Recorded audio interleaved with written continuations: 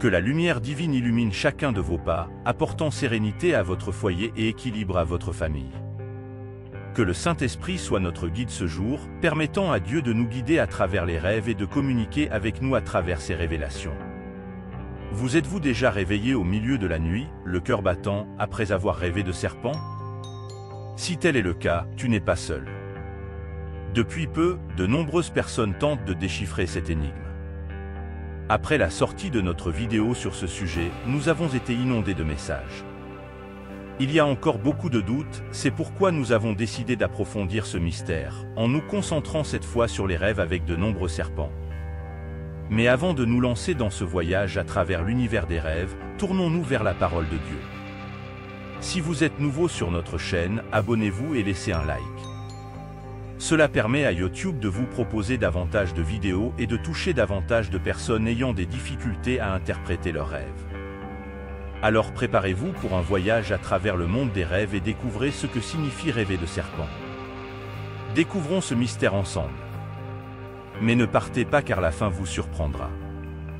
Aujourd'hui j'ai eu l'occasion d'interpréter plusieurs rêves pour certaines personnes. Certains rêves, comme celui de Daniel, nécessitent plus de prière, car Dieu ne me donne pas tout de suite une interprétation exacte. Certains rêves ne viennent pas de Dieu, et quand je m'en rends compte, je choisis de ne pas y répondre. Mais quand le rêve a un message clair dans l'esprit, je l'interprète et j'essaie de bénir la vie des gens. C'est un grand plaisir d'être ici avec vous, partageant les merveilles spirituelles et surnaturelles de Dieu. Maintenant, j'aimerais parler un peu plus du rêve de serpent. Je crois que 70 à 80% des personnes qui m'envoient des rêves, voire des visions, ont rêvé de serpents. Certains ont même eu des visions de serpents les yeux ouverts. C'est quelque chose de spirituel et nous allons en parler. Mais d'abord, je veux partager avec vous le psaume 91. Celui qui habite dans le lieu secret du Très-Haut reposera à l'ombre du Tout-Puissant. Je dirai du Seigneur, il est mon Dieu, mon refuge, ma forteresse, et j'aurai confiance en lui. Car il vous délivrera du piège de l'oiseleur et de la peste mortelle. C'est la parole du Seigneur pour ma vie et pour votre vie. Le serpent est pernicieux, il s'infiltre par les fissures, par les petites fissures, où il peut provoquer des dégâts. Beaucoup de gens me demandent, j'ai rêvé d'un serpent sous le lit, j'ai eu une vision de nombreux serpents, j'ai rêvé que j'entrais dans une maison et qu'il y avait beaucoup de serpents là-bas. Les serpents représentent les esprits et c'est de cela dont nous allons parler. Le serpent est le pouvoir du mal, une révélation spirituelle. Imaginez la scène, Jésus, de sa voix ferme et calme, parle du diable. Il décrit une vision choquante où il a vu le diable tomber du ciel comme un éclair. Puis il révèle quelque chose d'encore plus surprenant. Il nous a donné le pouvoir de piétiner les serpents et les scorpions, ainsi que toute force du mal. Pourquoi Jésus a-t-il fait référence au serpent? Le serpent est la personnification du mal, un symbole du malin. Mais ne vous y trompez pas, si un serpent apparaît dans votre rêve, cela ne signifie pas que vous êtes dans le péché. Cela pourrait être un signe d'avertissement, un avertissement indiquant que vous avez laissé un espace. Souvenez-vous d'Adam et Ève au paradis. Le serpent les a trompé Ève. Souvent, ce serpent est un signe avant-coureur que quelque chose se prépare contre vous. Mais ce n'est pas Dieu qui envoie ce serpent. Dieu nous donne le discernement des choses spirituelles qui nous entourent. Je vais vous raconter un rêve que j'ai fait. Je regardais la mer et j'ai dit à ma sœur, il y a beaucoup de poissons ici. J'ai décidé de jeter la ligne à l'eau, une pratique courante ici pour pêcher. Rapidement, j'ai senti quelque chose tirer sur la corde.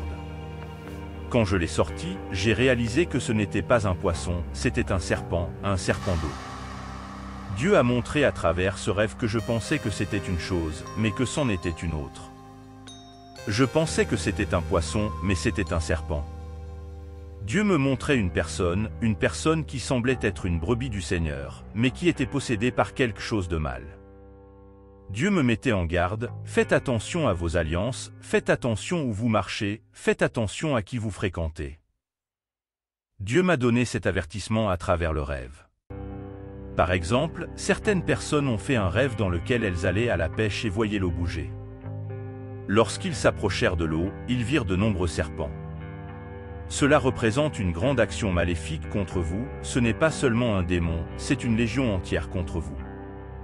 Lorsque vous voyez beaucoup de serpents, c'est parce qu'une puissante attaque de Satan se prépare contre votre vie, votre famille, votre maison, votre entreprise. Cependant, la Bible nous fait une promesse dans le psaume 91. Il vous délivrera du piège de l'oiseleur et de la peste mortelle. Si vous avez rêvé d'un serpent, réprimandez-le au nom de Jésus. Utilisez le texte d'Ésaïe 54:17 dans le combat spirituel. Toute arme formée contre vous ne prospérera pas, sachez que certains rêves sont prophétiques et que Dieu nous donne une vision de ce qui se passe autour de nous. Ce n'est pas fini, restez jusqu'au bout, cela vous surprendra. La Bible est l'esprit de l'homme, un voyage de foi et d'interprétation des rêves. La Bible nous enseigne que l'esprit de l'homme est toujours alerte, même lorsque nous dormons. Jésus et l'apôtre Paul ont souligné l'importance de rester vigilants et de prier sans cesse. Mais cela signifie-t-il que nous ne devrions pas dormir? Clair. Ce que Paul voulait dire, c'est que nous devrions toujours être en esprit, même lorsque notre corps se repose. Dieu, dans son infinie sagesse, nous réveille souvent en pleine nuit. Il nous appelle à l'intercession, à réprimander une mauvaise œuvre, à défaire un piège du diable dans notre vie, dans notre famille ou contre l'Église. Par exemple, une personne m'a raconté un rêve dans lequel un serpent était enroulé autour de son bras. Cette personne est actuellement incapable de travailler. Qu'est-ce que cela signifie? C'est une action de Satan essayant de paralyser l'œuvre de Dieu dans votre vie ou votre travail. Parfois, l'esprit du hasard peut attaquer et une personne doit réapprendre à utiliser l'autorité que Jésus-Christ lui a donnée. Mais rappelez-vous, vous avez le pouvoir, au nom de Jésus-Christ, de vous libérer de ces pièges spirituels. Utilisez cette autorité.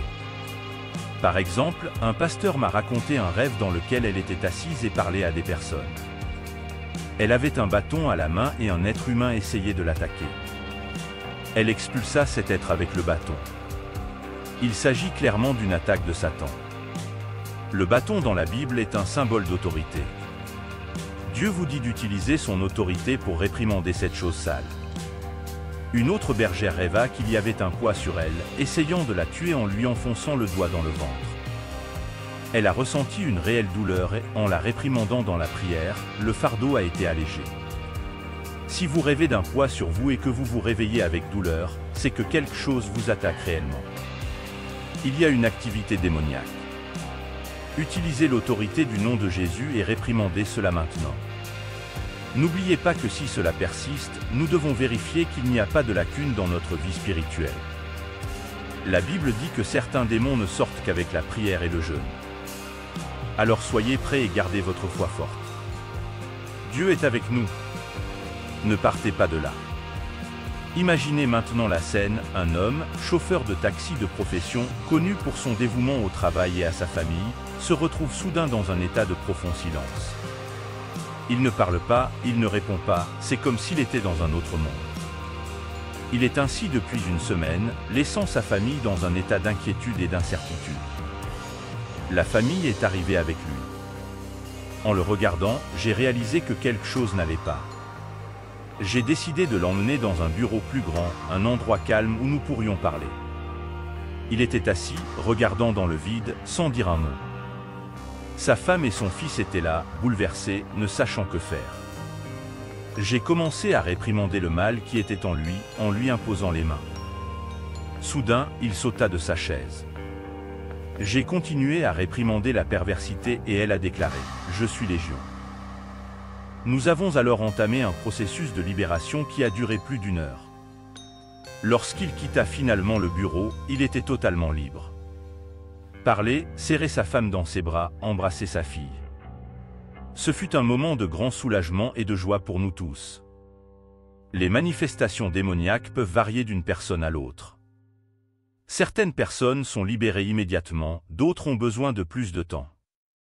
Oui, j'ai vu une femme qui, pendant le processus de libération, s'est jetée par terre et a commencé à se déplacer comme un serpent entre les chaises. Nous avons réussi à arrêter cette manifestation perverse et la femme a été libérée. Une autre fois, j'ai rêvé qu'elle était au milieu d'un groupe de serpents. L'une d'elles, curieuse, a essayé de me mordre, mais je l'ai réprimandée au nom de Jésus et elle n'a pas pu me frapper. Cela m'a montré la puissance du nom de Jésus contre les œuvres des ténèbres. J'ai aussi rêvé que j'avais des douleurs d'accouchement. J'ai vu mon corps sur un lit et quand le médecin est arrivé, la douleur a disparu. Il a fait une échographie et un bébé est né avec les yeux bleus, me regardant. Si vous rêviez d'être enceinte et d'accoucher, cela pourrait représenter un nouveau moment dans votre vie. C'est un signe de renouveau et de nouvelles possibilités. Je crois en la libération et la puissance du nom de Jésus. Et vous, qu'est-ce que vous croyez? Laissez votre réponse dans les commentaires. Guérison et transformation, un voyage de foi. La couleur bleue en Libye est pure, donc ce bébé qui vous regarde représente un moment de guérison dans votre vie. Peut-être que vous avez été blessé et que Dieu vous dit « Je suis là pour te chercher ». C'est l'immense pluie de bénédiction qu'il a pour vous. Vous avez rêvé que vous étiez en hauteur, près d'une rivière et que vous étiez enceinte. Un homme vous a attaqué parce que vous aviez des sandales argentées. Cette sandale représente quelque chose de très précieux que Dieu a placé dans votre vie. Si un homme vous attaquait, c'est parce qu'il y a peut-être des gens qui vous lancent des gros mots. Lorsque Dieu nous donne quelque chose de spécial, comme cette sandale en argent, des forces obscures se dressent souvent contre nos vies. Vous devez donc réprimander ce mal et également remercier Dieu pour ce qu'il a placé dans votre vie. Marcia a rêvé qu'il y avait plusieurs serpents dans des boîtes en papier, d'autres sur le sol, certains recroquevillés faisant semblant de dormir. Elle a attrapé les serpents, les a mis dans des boîtes et les a scellés. Cela parle d'intercession et de purification. Si vous rêviez de plusieurs serpents et que vous les placiez dans des boîtes, vous détruisiez le mal. Peut-être êtes-vous dans une démarche de libération ou d'intercession pour votre famille, pour votre foyer. Dieu agit et crée parce qu'il défait ses mauvaises œuvres. Célia, sa fille, rêvait que sa grand-mère faisait naufrage et que son père déménageait. Dans le rêve, elle l'a dit à sa fille et elle a beaucoup pleuré et vomi. Si la grand-mère est déjà décédée, l'interprétation est différente. Mais si elle est encore en vie et qu'elle est morte dans un naufrage, ce n'est pas bon. Cela parle d'une période de changement. Quoi que vous ayez changé, cet accident s'est produit. Il y a donc des changements auxquels nous devons faire attention. Soyez prudents avec les changements. Dieu vous dit de faire attention. Soyez prudents dans les décisions que vous prenez, cela peut être très dangereux. Mariana a rêvé que 3 poubelles volaient vers elle. Elle a réprimandé au nom de Jésus et a demandé à l'archange Michel de se tenir devant elle. Elle appela aussi les princes du Seigneur, chacun autour de lui. Ce n'est pas bon, Mariana. Vous devez réprimander au nom de Jésus. Avant de vous dire au revoir, je voudrais vous lancer un appel particulier. Si vous n'avez pas encore accepté Jésus comme votre seul sauveur, je vous invite à réfléchir à ce qui a été partagé ici. Jésus est la lumière qui illumine nos vies, et l'accepter, c'est ouvrir les portes de la vraie paix et de la vraie grâce. Si c'est le moment pour vous, prenez cette décision dès maintenant. Laissez votre réponse dans les commentaires si vous acceptez Jésus comme votre unique et sauveur, que ce soit oui ou non. Je veux entendre votre opinion. Laissez votre commentaire ci-dessous avec vos questions, réflexions ou suggestions pour des histoires futures. Votre interaction est précieuse et vos idées enrichissent toujours notre communauté. Enfin, j'exprime ma profonde gratitude de faire partie de cette chaîne.